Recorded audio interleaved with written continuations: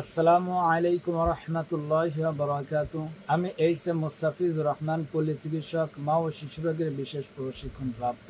আল্লাহ তাআলা পবিত্র কোরআনে বলেছেন, ইয়া আইয়ুহাল্লাযীনা আমানু কুতিবা আলাইকুমুস সিয়ামু কামা কুতিবা আলাল্লাযীনা মিন ক্বাবলিকুম লাআল্লাকুম তাত্তাকুন। হে ঈমানদার গণেরা, তোমাদের উপরে রোজাকে ফরজ করা হয়েছে যেমনি ভাবে তোমাদের পূর্ববর্তীদের উপরে রোজা ফরজ করা হয়েছিল, যেন তোমরা তাকওয়াবান হতে পারো। এই রমজান মাসে রোজা রাখা এটা আল্লাহর একটি ফরজ বিধান। এই ফরজ বিধান আমাদের সমাজে অনেক মানুষ বা শারীরিক সমস্যার কথা বলে এই রোজা পালন করতেছে না।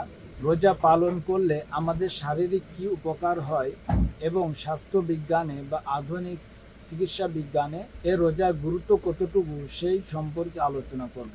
যখন একটি মানুষ বা যখন আমরা রোজা রাখি তখন দীর্ঘ সময় আমরা সমস্ত প্রকার সকল ধরনের খাওয়া দাওয়া থেকে আমরা বিরত থাকি। ফলে আমাদের পাকস্থলী, অন্ত্রনালী এবং আমাদের হৃৎপিণ্ড দীর্ঘ সময় তারা বিশ্রাম পায়। এই সময় তারা নিজেদেরকে পুনর্গঠন করে নেয়। অন্যদিকে সারা বছর খানাপিনা করার কারণে আমাদের শরীরে যেসব চর্বি জমে আমাদের শরীরের ক্ষতির কারণ হয়ে দাঁড়ায়, এই রোজা রাখার ফলে এই চর্বি আমাদের শরীরের প্রয়োজনীয় পুষ্টির চাহিদা মেটানোর কাজে ব্যবহৃত হয়। এই বিষয়ে স্বাস্থ্য বিজ্ঞানী ডক্টর শেলটন তার সুপ্রিয় নিউট্রিশন গ্রন্থে বলেছেন, আমাদের শরীরের মধ্যে জমে থাকা প্রোটিন, চর্বি, শর্করা জাতীয় পদার্থগুলো রোজা রাখার ফলে স্বয়ং পাচিত হয়, ফলে আমাদের শরীরের বিশেষ অঙ্গ প্রত্যঙ্গের পুষ্টি সাধিত হয়। এছাড়াও স্বাস্থ্য বিজ্ঞানী ডক্টর আব্রাহাম জে হেনরি বলেছেন, রোজা রাখার ফলে বাত রোগ,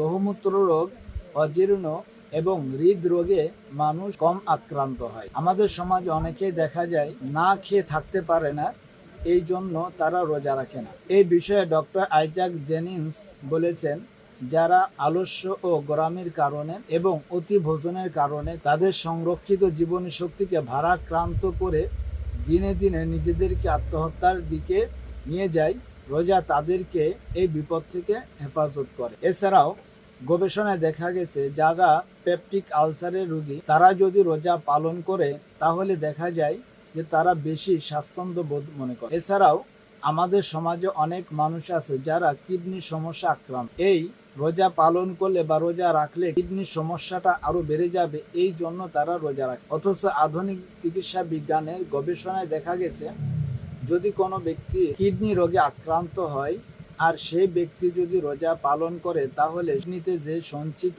পাথর কণা বা চুন থাকে এটা দ্রবীভূত হয়ে যায়। আল্লাহ তাআলা প্রত্যেকটা বিধানের মধ্যে মানুষের জন্য কল্যাণ রয়েছে। আমাদের সমাজে এখনো যারা আমরা রোজা রাখি না, আমাদের নিজেদের স্বাস্থ্য ভালো রাখার জন্য এবং আল্লাহর নৈকট্য হাসিল করার জন্য, তাকওয়াবান হওয়ার জন্য আমাদের অবশ্যই রোজা পালন করতে হবে। আমরা সারা বছর যে আখাদ্য, কুখাদ্য এবং ভেজাল জাতীয় খাবার খাই, এর ফলে আমাদের শরীরে জৈব বিষ জমা হয় বা একত্রিত হয়।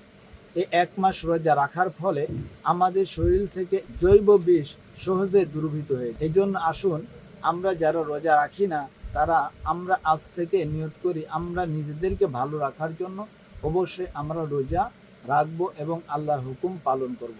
এতক্ষণ যারা আমাকে দেখলেন তাদেরকে অসংখ্য ধন্যবাদ। ভিডিওটি আপনাদের কাছে উপকার বোধ মনে হয়, ভালো মনে হয় তাহলে শেয়ার করে রাখবেন। আর যারা আমার চ্যানেলে নতুন আছেন তারা আমার চ্যানেলটিকে সাবস্ক্রাইব করে রাখবেন।